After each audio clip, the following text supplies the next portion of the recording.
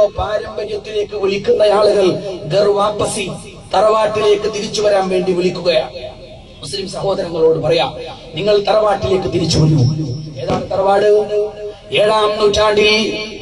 ഏഴാം നൂറ്റാണ്ടിൽ സ്വഹാബത്തിന്റെ പ്രബോധനം കേട്ട് മുസ്ലിമീങ്ങളായവരെ, നിങ്ങൾ തറവാട്ടിലേക്ക് തിരിച്ചു വരൂ, ആദിമ സംസ്കാരത്തിലേക്ക് തിരിച്ചു വരൂ, ബിംബാരാധനയിലേക്ക് വരൂ, അന്ധവിശ്വാസങ്ങളിലേക്ക് വരൂ, മനുഷ്യനെ പല പല തട്ടുകളാകുന്ന നീചമായ സംസ്കാരത്തിലേക്ക് കടന്നു വരൂ. ചില ആളുകൾ വിളിക്കുകയാണ് ഗർവാപ്പസിയുമായി കടന്നു വരുന്നവരോട്. നമുക്ക് ബേജാറില്ല. ഗർവാപ്പസി കേവലം ഒരു ഗിമ്മിക്കാണ്, അതൊരു ഓലപ്പാമ്പാണ്, അതിൽ ഒരു ചുക്കുമില്ല എന്ന് തന്റെ ഇടത്തോടുകൂടെ മനസ്സിലാക്കാൻ കഴിവുള്ളവരാണ് ഈ സമുദായത്തിലെ വിവേകികളായ ആളുകൾ, പണ്ഡിതന്മാരും സാധാരണക്കാരും. അതുപോലുള്ള ഗിമ്മിക്കുകളൊന്നും കാട്ടിയിട്ട് ഈ സമുദായത്തെ ആടിയുലക്കാമെന്ന് ആരും വ്യാമോഹിക്കേണ്ടതില്ല. പക്ഷേ ഗർവാപ്പസിയുടെ ആളുകൾ പറയുന്ന രണ്ട് അഭിപ്രായങ്ങൾ. ഒന്ന്, നിർബന്ധിതമായി മതപരിവർത്തനം നടത്തപ്പെട്ട കാരണം കൊണ്ടാണ്. ഹൈന്ദവ മതങ്ങളിൽ നിന്ന് യഥാർത്ഥ ഹിന്ദുക്കൾ ഇത് പറയില്ല. കൃഷ്ണനെയും രാമനെയും സ്നേഹത്തോടുകൂടെ കാണുന്ന ഗീതയും മഹാഭാരതവും രാമായണവും ശ്രുതികളും സ്മൃതികളും പഠിക്കുകയോ അല്ലെങ്കിൽ ആത്മാർത്ഥമായി അവയെ പഠിക്കാൻ ശ്രമിക്കുകയോ ചെയ്ത ഒരു ഹൈന്ദവ സഹോദരനും ഇത് പറയുകയില്ല. ഇവിടെ ചില ആളുകൾ പറയുന്നു നിർബന്ധിതമായ മതപരിവർത്തനം നടന്നുവന്ന്. അതിന് നമുക്ക് മറുപടി പറയേണ്ടതുണ്ട്. മാത്രമല്ല, ആദിമ സംസ്കാരം ഈ സംസ്കാരമാണെന്ന വാദം, അതിനെയും നമ്മൾ ഗണ്ണിക്കേണ്ടതുണ്ട്. ഒന്നാമത് പറയട്ടെ, നിർബന്ധിതമായ മതപരിവർത്തനം അത് മാലിക് ദീനാറിന്റെ അജണ്ടയല്ല, ലോകത്തൊരു പ്രബോധകന്റെയും അജണ്ടയല്ല, ഒരു പ്രവാചകന്റെയും അജണ്ടയല്ല. കാരണം നിർബന്ധ മതപരിവർത്തനം എന്ന് പറഞ്ഞാൽ ഇസ്ലാമിക ധർമ്മശാസ്ത്രത്തിന്റെ വിധിപ്രകാരം ഹറാമായ സംഗതിയാണ്, നിഷിദ്ധമായ സംഗതിയാണ്, കുറ്റം കിട്ടുന്ന ഏർപ്പാടാണ്. ഇസ്ലാം പ്രബോധനം ചെയ്യുന്നവർ സാധാരണക്കാരല്ല.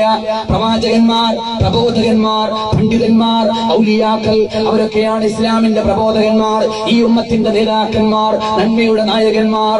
അവരെങ്ങനെ ഹറാമ് ചെയ്യും? മദീനയിലെ അൻസ്വാരികളായ കുടുംബങ്ങൾ എല്ലാവരും മുസ്ലിമീങ്ങൾ, എല്ലാവരും മുഅ്മിനീങ്ങൾ, എല്ലാവരും മുഹിബ്ബീങ്ങൾ, എല്ലാവരും മാദിഹീങ്ങൾ. അവിടെ ഒരാൾ മാത്രം കാഫിർ, അയാൾ വിശ്വസിച്ചിട്ടില്ല. അവന്റെ പിതാവ് പറഞ്ഞു, മോനെ, ഈ തറവാട് മുഴുവനും നിന്നെ ഓർത്തുകൊണ്ട് ലജ്ജിക്കുകയാണ്. എല്ലാവരും മുസ്ലിമായി, നീ മാത്രം മുസ്ലിമാകാൻ മദീനയിൽ ബാക്കിയാണ്. പിതാവിന്റെ വാക്കുകൾ മകൻ ചെവികൊണ്ടില്ല. പിതാവ് പറഞ്ഞു, കൊല്ലുപെടാ നിന്നെ, നിന്റെ കഴുത്ത് ഞാൻ കരിയില പോലെ പാറി പറപ്പിക്കും, നിന്റെ ശിരസ് ഞാൻ ഉടലില്ലെന്ന് ഏർപ്പെടുത്തും. ഇന്ന് വൈകുന്നേരമാകുന്നതിന്റെ മുമ്പ് നീ ഇസ്ലാമിലേക്ക് കടന്നു വന്നില്ലെങ്കിൽ നിന്റെ തല ഞാൻ എടുക്കുമെന്ന് പ്രകോപിപ്പിക്കുകയാണ്, പീഡിപ്പിക്കുകയാണ്, ഭീഷണി മുഴക്കുകയാണ്. ആ സമയത്താണ് നസറൽ അമീൻ, മഹാനായ ജിബ്രീൽ അലൈഹിസ്സലാത്തു വസ്സലാം ഇറങ്ങി വരുന്നത്. മതത്തിന്റെ കാര്യത്തിൽ നിർബന്ധമായ ഒരു ക്ഷാഠ്യം പാടില്ല, നിർബന്ധ മതപരിവർത്തനം പാടില്ല. അള്ളാഹുവിന്റെ പ്രഖ്യാപനമാണ്, പ്രവാചകന്റെ ആജ്ഞയാണ്. അൻസാരിയായ പിതാവിന്റെ മനസ്സ് തടുത്തുപോയി, താൻ ചെയ്തു പോയത് അപരാധമാണ്. അവൻ വിശ്വസിക്കുന്നെങ്കിൽ വിശ്വസിക്കട്ടെ. മദീന മുനവ്വറ ഇസ്ലാമിന്റെ ലോക തലസ്ഥാനമാണ്. അന്നും ഇന്നും ഖിയാമത്ത് നാൾ വരുമ്പോഴും ലോകത്തിന്റെ തലസ്ഥാനം മദീനയാണ്. ഇസ്ലാമിക ലോകത്തിന്റെ തലസ്ഥാനം മദീന. ആ മദീനയിൽ എല്ലാവരും മുസ്ലിമായപ്പോൾ ഒരു ചെറുക്കൻ മാത്രം മുസ്ലിമാകാതെ ബാക്കി നിന്നപ്പോ അവനെ ഭീഷണിപ്പെടുത്താൻ പിതാവ് തുനിയുമ്പോ നിർബന്ധ മതപരിവർത്തനം നിഷിദ്ധമാണെന്ന് പറഞ്ഞ അള്ളാഹുവിന്റെ മതം, ഈ മതത്തിന്റെ പ്രബോധകന്മാർ എവിടെയാണ് നിർബന്ധ മതപരിവർത്തനം നടത്തുക?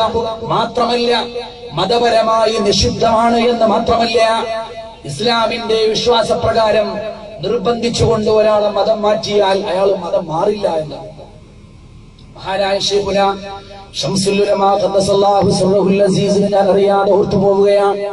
പ്രമാദമായ ഒരു കേസിൽ കോടതിയിൽ വാദിച്ചുകൊണ്ടിരിക്കുമ്പോ ജഡ്ജി ചോദിക്കുകയാണ് അദ്ദേഹത്തോട്, ഒരാൾ ലാ ഇലാഹ ഇല്ലല്ലാഹ് എന്ന് പറഞ്ഞാൽ മുസ്ലിം ആകില്ലയോ?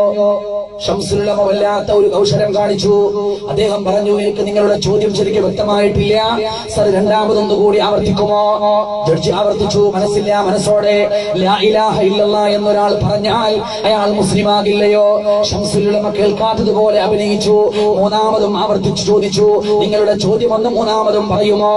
ദേഷ്യപ്പെട്ടുകൊണ്ട് ജഡ്ജി പറഞ്ഞു, ഇത് അവസാനത്തെ പറച്ചിലാണ്, ഇനി പറയൂല. ലാ ഇലാഹ ഇല്ലല്ലാഹ് എന്നൊരാൾ നാവ് കൊണ്ട് പറഞ്ഞാൽ അയാൾ മുസ്ലിം ആകില്ലയോ? മുസ്ലിയാരെ, മഹാനായ ശൈഖുനാ ശംസുൽ ഉലമ മനോഹരമായ സുഖസിദ്ധമായ ഒരു കൗശല ചിരിയോടുകൂടെ ചോദിച്ചു, സർ, നിങ്ങൾ 3 വട്ടമായി നിങ്ങളുടെ നാവ് കൊണ്ട് ലാ ഇലാഹ ഇല്ലല്ലാഹ് എന്ന് പറഞ്ഞു പോയി. Are you a Muslim? നിങ്ങൾ മുസ്ലിമായിട്ടുണ്ടോ? അപ്പോഴാണ് ജഡ്ജിന് തലയിൽ ഒരു വെള്ളടി ഉണ്ടായത്. താൻ ചോദിച്ചത് അർത്ഥശൂന്യമായ ചോദ്യമാണെന്ന് ബോധ്യപ്പെട്ടത്. ഒരാളെ നിർബന്ധിപ്പിച്ചുകൊണ്ട് മതം മാറ്റാൻ സാധ്യമല്ല. അത് മുഹാലായ സംഗതിയാണ്. ഒരാളെ കൊണ്ട് നാവ് കൊണ്ട് നമുക്ക് ലാ ഇലാഹ ഇല്ലല്ലാഹ് ചൊല്ലിപ്പിക്കാം. മനോഹരമായിട്ട് ചുറ്റുന്ന ആളുകളുണ്ടല്ലോ, റിയാലിറ്റി ഷോയിലൊക്കെ പങ്കെടുക്കുന്ന, മാപ്പിളപ്പാട്ടെന്നും പറഞ്ഞു നടക്കുന്ന പരിപാടികളിൽ പങ്കെടുക്കുന്നവരിൽ മുസ്ലിം കുട്ടികളെക്കാൾ കൂടുതൽ വ്യക്തമായി ലാ ഇലാഹ ഇല്ലല്ലാഹ് ഉച്ചരിച്ച് ഫസ്റ്റ് പ്രൈസും ഫ്ലാറ്റും വാങ്ങിക്കൊണ്ടു പോകുന്നത് മുസ്ലിമീങ്ങളല്ലാത്ത കുട്ടികളാണ്. നാവ് കൊണ്ട് നമുക്ക് ഉച്ചരിപ്പിക്കാൻ സാധിച്ചേക്കാം, ഒരു തൊപ്പിയിട്ട് കൊടുക്കാൻ കഴിഞ്ഞേക്കാം, ഒരു പർദ്ദ ഇടിയിപ്പിക്കാൻ സാധിച്ചേക്കാം. പക്ഷെ ഹൃദയത്തിൽ ഹിദായത്തിന്റെ വെളിച്ചം നിറച്ചു കൊടുക്കാൻ അള്ളാഹുവിനല്ലാതെ വേറെ ഒരാൾക്കും സാധ്യമല്ല. അള്ളാഹുവിന്റെ പ്രവാചകനോട് പോലും സല്ലല്ലാഹു അലൈഹി വസല്ലമയോട് പോലും പറഞ്ഞത്, നിങ്ങൾ പ്രബോധനം ചെയ്യുക, ഹിദായത്ത് നിറച്ചു കൊടുക്കുന്നത് നാമാണ് എന്ന് അല്ലാഹു സുബ്ഹാനഹു വ തആല. നിർബന്ധ മതപരിവർത്തനം നിഷിദ്ധമാണ്. മാത്രമല്ല അത് നടക്കാത്ത സംഗതിയാണ്. ചരിത്രത്തിൽ എവിടെയും അങ്ങനെ നടന്നിട്ടില്ല. മലബാറിൽ, കേരളത്തിൽ തന്നെ ഏറ്റവും വലിയ നവോത്ഥാനത്തിന്റെ നായകനായി നിറഞ്ഞു നിൽക്കുന്ന മഹാനായ ഖുതുബുസ്സമാൻ മൗലവി ഖദ്ദസല്ലാഹു സിർറഹുൽ അസീസ് മമ്പുറത്ത് അന്തരീക്ഷമം കൊള്ളുന്ന മഹാനായ കാലപുരുഷൻ, ആ മഹാനായ മനുഷ്യന്റെ കാര്യസ്ഥനായി ഒരു കോന്തു നായരുണ്ടായിരുന്നു. ഖുതുബുസ്സമാന്റെ കാര്യസ്ഥൻ കോന്തു നായർ. അയാള് കാര്യസ്ഥനായി വരുമ്പോഴും നായരാണ്, കാര്യസ്ഥനായി നിൽക്കുമ്പോഴും നായരാണ്, ലോകത്തോട് വിട പറഞ്ഞ് ചിതയിലടങ്ങുമ്പോഴും നായരാണ്. കോന്തു മുസ്ലിയാരായില്ല, കോന്തു മൗലവിയായില്ല. മമ്പുറം തങ്ങൾ എത്രയോ ആളുകൾക്ക് ഹിദായത്തിന്റെ വെളിച്ചത്തിലേക്ക് വഴി പറഞ്ഞു കൊടുത്ത നവോത്ഥാന നായകനാണ്, കാലത്തിന്റെ പുരുഷനാണ്. പക്ഷേ കോന്തു നായർ മുസ്ലിമായിട്ടല്ല മരിച്ചുപോയത്.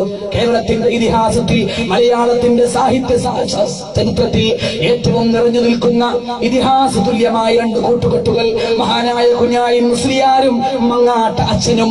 രണ്ടുപേരും തമ്മിലുള്ള സൗഹാർദ്ദം ലോകത്തെ ഇതിഹാസം പോലെ പകർന്നതാണ്, ലോകപ്രസിദ്ധമാണ്. കുഞ്ഞായി മുസ്ലിയാരുടെ കൂടെ ജീവിതം മുഴുവനും മങ്ങാട്ട് അച്ഛൻ ജീവിച്ചു. അയാൾ മങ്ങാട്ട മൗലവിയായില്ല, മങ്ങാട്ട മാപ്പിളയായില്ല, മങ്ങാട്ട മുസ്ലിമായില്ല, മങ്ങാട്ട് അച്ഛനായിട്ട് തന്നെ മരിച്ചുപോയി. എവിടെ നിർബന്ധ മതപരിവർത്തനം എവിടെയും സംഭവിച്ചിട്ടില്ല. കുഞ്ഞായി മുസ്ലിയാർ ഇന്ന് പലർക്കും എന്നോ ജീവിച്ചു പോയ പഴയ കാലത്തെ ഒരു ടിൻഡുമോനാണ്, ഒരു ഫലിത സമ്രാട്ടാണ്, ഒരു കുസൃതി കൊടുക്കുകയാണ്. പക്ഷേ അങ്ങനെയല്ല. ചിപ്സോങ് എന്ന് പറയുന്ന, കപ്പപ്പാട്ടി എന്ന് പറയുന്ന തത്വചിന്തയുടെ ഗ്രന്ഥത്തിലൂടെ പാശ്ചാത്യ ലോകത്ത് ആയിരക്കണക്കിന് യൂറോപ്യന്മാരെ ഇസ്ലാമിന്റെ ശാസ്ത്ര തീരത്തേക്ക് ആനയിക്കാൻ കാരണമായ താത്വികനായ പണ്ഡിതനാണ് കുഞ്ഞായി മുസ്ലിയാർ. ആ കുഞ്ഞായി മുസ്ലിയാരുടെ കൂടെ ജീവിതം മുഴുവനും നടന്ന മങ്ങാട്ടച്ഛൻ മരിച്ചു പോകുമ്പോഴും അച്ഛൻ. എവിടെയാണ് നിർബന്ധ മതപരിവർത്തനം? എവിടെയും നടന്നിട്ടില്ല. സ്വമേധയാവുന്നതാണ്, പൊറുതിമുട്ടിയിട്ട് വന്നതാണ്.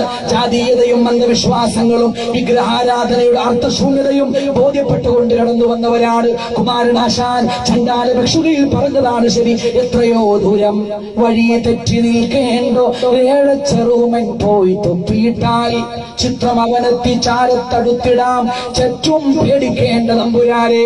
അങ്ങനെയാണ് ഇസ്ലാമിലേക്ക് ഒഴുക്കുണ്ടായത്, അങ്ങനെയാണ് ഇസ്ലാമിലേക്ക് പ്രവാഹമുണ്ടായത്. എവിടെയും നിർബന്ധ മതപരിവർത്തനം നടന്നിട്ടില്ല. പിന്നെ ഗർവാപ്പസി ആദ്യം പറഞ്ഞത് ബജറംഗുകളല്ല, അത് RSSന്റെ അജണ്ടയല്ല, അത് അള്ളാഹുവിന്റെ അജണ്ടയാണ്. തറവാട്ടിലേക്ക് തിരിച്ചു പോവുക, ആദിമ സംസ്കാരത്തിലേക്ക് തിരിച്ചു പോവുക. പക്ഷെ ഏതാണ് ഈ തറവാട്? ഏതാണ് ഈ ആദിമ സംസ്കാരം? ഇന്ത്യയുടെ ആദ്യത്തെ സംസ്കാരം വിഗ്രഹാരാധനയാണോ?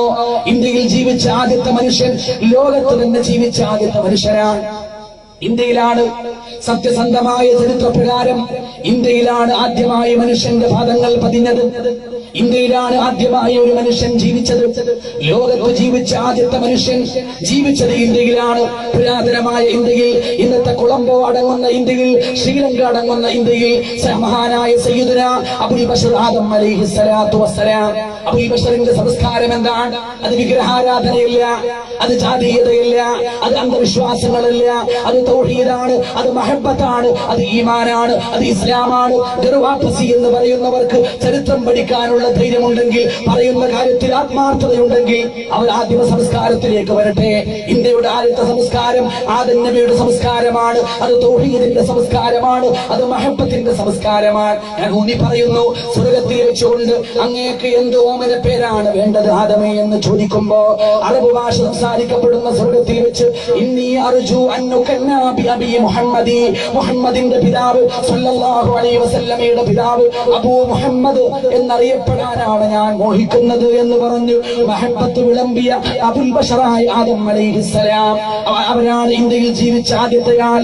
ലാ ഇലാഹ ഇല്ലല്ലാഹ് പ്രബോധനം ചെയ്ത ആദ്യത്തെ പ്രവാചകനും ആദ്യത്തെ റസൂലും ആദ്യത്തെ മനുഷ്യരും ആദം അലൈഹിസ്സലാം. ഈ ആദം നബി ലോകത്തോട്ട് കടന്നു വരുന്നതിന്റെ മുമ്പ്, ഭൂമിയിൽ പാദമൂന്നുന്നതിന്റെ മുമ്പ് അദ്ദേഹം ജീവിച്ചതാണ് യഥാർത്ഥ ഘർ, അതാണ് യഥാർത്ഥ തറവാട്. ഭൂമിയിൽ പാദമൂന്നുന്നതിന്റെ മുമ്പ് 3 കാര്യങ്ങൾ ആദമിന്റെ കയ്യിൽ അല്ലാഹു ഏൽപ്പിച്ചു. ഒന്ന് വിജ്ഞാനം, മറ്റൊന്ന് ഒരു തറവാട്, മറ്റൊന്ന് ഒരു ഇണ. വിജ്ഞാനം തൗഹീദിന്റെ വിജ്ഞാനമാണ്. വഅല്ലമ ആദമൽ അസ്മാഅ കുല്ലഹാ, ഇൽമു പഠിപ്പിച്ചു ആദ്യം, തൗഹീദ് പഠിപ്പിച്ചു ആദ്യം. രണ്ടാമതൊരു വീട് നൽകി, ഒരു ഘർ നൽകി, ഒരു തറവാട് കൊടുത്തു. അതാണ് സ്വർഗം, അതാണ് സ്വർഗം. നാനാവിധ സുഖങ്ങളാൽ സുലഭിലമായ സ്വർഗം. മൂന്നാമതൊരു ഇണയെ കൊടുത്തു. അതാണ് ലോകത്തിന്റെ മാതാവായ ഹവ്വാ റളിയല്ലാഹു അൻഹാ. അതുകൊണ്ട് ഗർവാപ്പസി എന്ന് പറഞ്ഞ് ഈ സമുദായത്തെ പീഡിപ്പിക്കരുത്. ഗർവാപ്പസി എന്ന് പറയുന്നവർക്ക് ആത്മാർത്ഥതയുണ്ടെങ്കിൽ, സത്യസന്ധമായ ചരിത്രത്തോടെ നീതി പുലർത്താൻ കഴിയുമെങ്കിൽ അവർ ഇസ്ലാമിലേക്ക് കടന്നു വരികയാണ് വേണ്ടത്. എന്റെ പ്രിയപ്പെട്ട സഹോദരങ്ങൾ ചിന്തിക്കണം. ഇവിടെ അബൂബക്കർ സിദ്ദീഖ് റളിയല്ലാഹു അൻഹു ഗർവാപ്പസി നടത്തുകയാണ്. ജാഹിലിയത്തിൽ നിന്ന് ഇസ്ലാമിലേക്ക് മടങ്ങിപ്പോവുകയാണ്. അദ്ദേഹത്തിന് അറിയാം, തൊട്ടു മുമ്പേ കാണുന്ന ഈ ജാഹിലിയത്തല്ല ആദിമ സംസ്കാരം. യഥാർത്ഥ പാരമ്പര്യം, യഥാർത്ഥ താവഴിയുടെ തൗഹീദാണ്. അബൂബക്കർ സിദ്ദീഖ് റളിയല്ലാഹു അൻഹു മഹാനായ നബി സല്ലല്ലാഹു അലൈഹി വസല്ലമയിൽ പരിപൂർണമായി വിശ്വസിച്ചു. ആദ്യത്തെ മുസ്ലിമായി വന്നു. ഇസ്ലാമിലേക്ക് വന്ന ശേഷം ശരീരം അല്ലാഹുവിന്റെ റസൂലിന് സമർപ്പിക്കുകയാണ്. സമ്പത്ത് മുഴുവനും സമർപ്പിക്കുകയാണ്. ഇത് വളരെ ശ്രദ്ധയോടുകൂടെ കേൾക്കുക.